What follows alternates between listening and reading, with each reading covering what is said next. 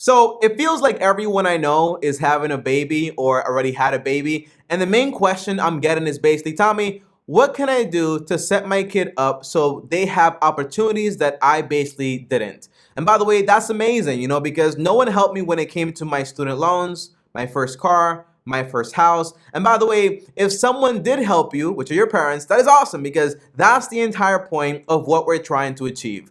But one thing I notice is that a lot of people have the wrong idea but the good intentions. For example, if you have a kid and they're like 18 years old and you manage to save up and invest since they were like 0 to 18 and you hand them all this money and they have no knowledge, then what is the point? All that money is going to be wasted. So the biggest thing you can pass on to your kids is going to be knowledge. So in this video, I'm going to give you 6 lessons to teach your kids right now early on. So when they get to that point, they know exactly how money works. And you want to subscribe to the channel because I do have a video coming out on how you can invest money to make sure when they do get to that age, there is a fund in there so they can set up their life to be a lot better off than we were, okay? And they can actually have a head start, which is actually pretty awesome. And as always, guys, like this video so more people can actually watch it, and it also helps a lot with the YouTube algorithm. Now, the very first lesson you want to teach your kids is that from every dollar you make, you only want to spend 70 cents of what that amount is, okay? Now, this lesson is very important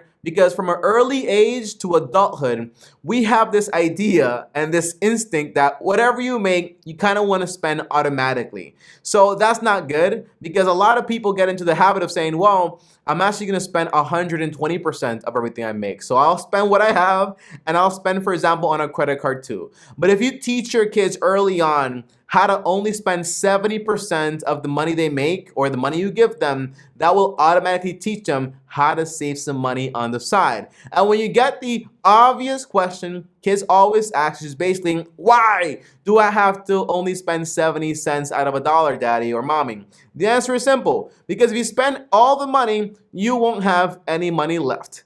And that's that. It's that simple, okay? Now, number 2 is a part of all the money you make, you should use it to make you more money. So money can make you more money. And you have 2 ways of making money: active money and passive money. And the example I would use is basically active money is money you have to do something to actually get. So if you use, for example, $3 that you have left over from your $10 budget, right? The money set aside, and you use that money to buy some candy and you have to sell the candy yourself. Well, that's active because there's something you have to do to actually make that money.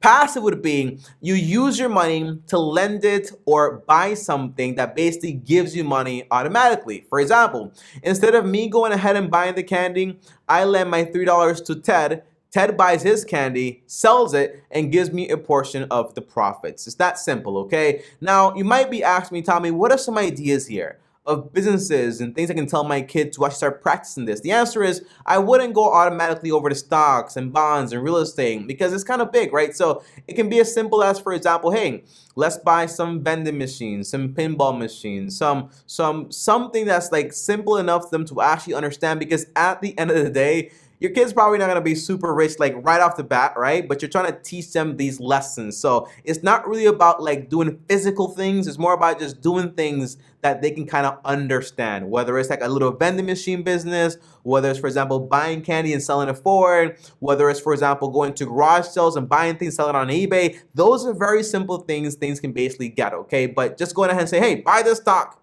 This is a company, okay? Boom, that's it. Real estate, pop, boop, pop.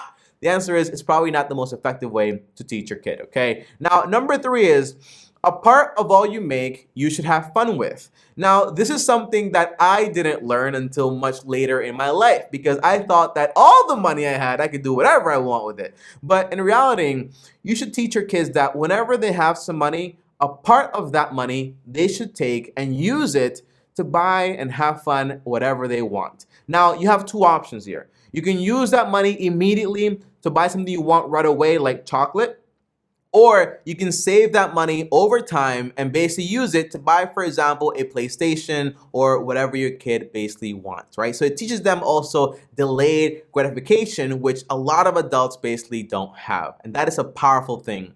So this way, whenever your kids gets money, they know, hey, a part of this is for my expenses. A part of this is gonna be for me to have fun. A part of this for me to make money. And they're already miles ahead of every single adult I basically know, which is awesome, okay? Now, number 4 is the most simple thing, which is basically a part of all you make, you should use it to give and to help people.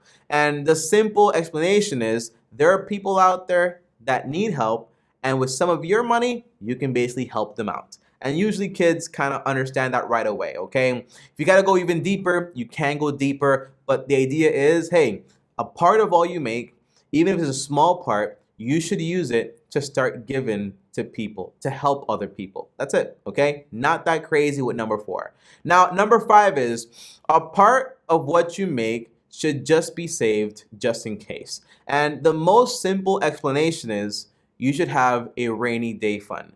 There will come a time when you might not make any money. So it's important you have money left over so you can buy your chocolate. You know, that's a very simple explanation. And for adults, that's basically called an emergency fund, okay? So a part of all you make, you should set it aside just in case something happens, it starts raining, you don't make any money for a while, or I can't give you any money anymore, okay? And by the way, what do I think about, for example, giving your kid cash and stuff like that? I don't see anything wrong with it. As long as it's more like for things they do in shorts and stuff like that, I think it's kind of okay. Now, number 6 here, a part of all you make, you should set aside for the money you're going to eventually borrow. Now, this lesson is a little harder for kids to get their mind around. And in reality, when it comes to borrowing money, the only time you should actually borrow money or need to borrow money is going to be to buy a home. So the explanation should be a very simple idea. There are things that are going to cost so much money that you will need to borrow a part of it to actually be able to buy it. That's the idea, and it really is that simple. So obviously when your kid is like super like young or whatever, you're not gonna say, hey, let's go get you a mortgage, let me go co-sign on a car. It's a terrible idea. You know, things like that, you wanna save up and pay cash for a car. You wanna save up and pay for education by having a job and actually working and so on and teaching these lessons. But as far as a house, usually the average person is not gonna be able to pay cash for a house. But in the meantime, you can say, hey, since this expense will come eventually, this cost of buying a home will come eventually, it's a good idea to save money for it for when the time comes. And that's basically it. Now, these 6 lessons sound very simple because I want to make them very simple.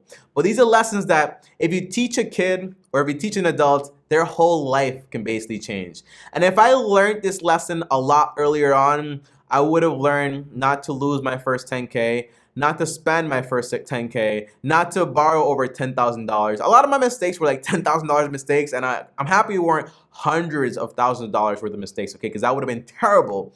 But the idea is, if you teach your kids these rules early on, these lessons, whenever they start to receive money and get money, the whole goal here is to give every dollar a name. And the names I told you are 6 names, and the 6 names are very simple.